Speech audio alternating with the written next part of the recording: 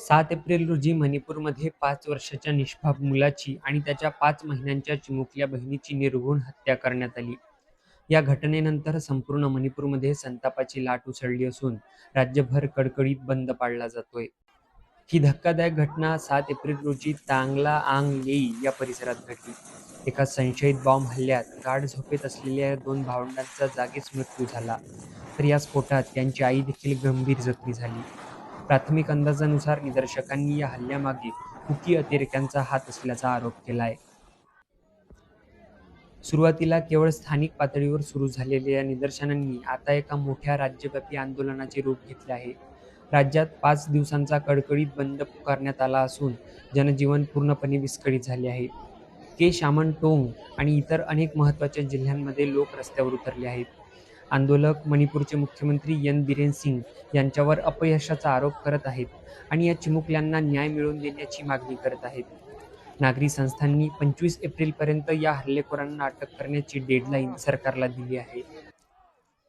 परिस्थिती चिघळत चालल्याने राज्यात मोठ्या प्रमाणावर सुरक्षा दल आणि रॅपिड ॲक्शन फोर्स तैनात करण्यात आली आहे.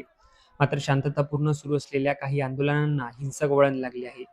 नुकतेच काकचिन भागात एका रॅली दरम्यान सुरक्षा दल आणि आंदोलकांमध्ये मोठी चकमक झाली. जमावाला पांगवण्यासाठी पोलिसांनी अश्रूधुराचा वापर केला, तर प्रत्युत्तरात आंदोलकांनी दगडफेक केली. या झटपटीत अनेक सामान्य नागरिक जखमी झाले आहेत. महत्त्वाचं म्हणजे या आंदोलनात लोकांचा रोष केवळ राज्य सरकारवरच नाही, तर केंद्र सरकारवर देखील आहे.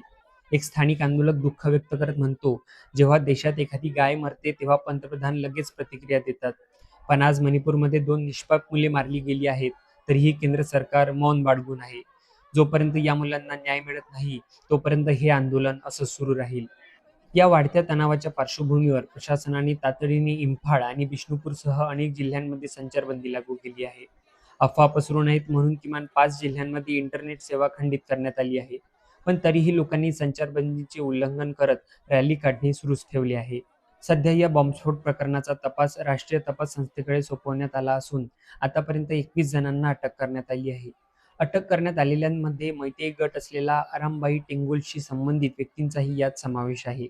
सुरुवातीला काही मैतेई समुदायाच्या सदस्यांनी या हल्ल्यामागे कुकी-जो अतिरेकी असल्याचा आरोप केला होता, परंतु कुकी संघटनांनी या आरोपाचे खंडन केले असून अधिकृतरित्या अद्याप कुठलीही प्रतिक्रिया दिलेली नाही. मणिपूरमध्ये मे 2023 पासून दरी भागात राहणाऱ्या मैतेई आणि डोंगराळ भागात राहणाऱ्या कुकी-जो समुदायामध्ये वांशिक हिंसाचार सुरू आहे. या संघर्षात आतापर्यंत 260 पेक्षा जास्त लोकांचा बळी गेला असून 60,000हून अधिक लोक विस्थापित झाले आहेत.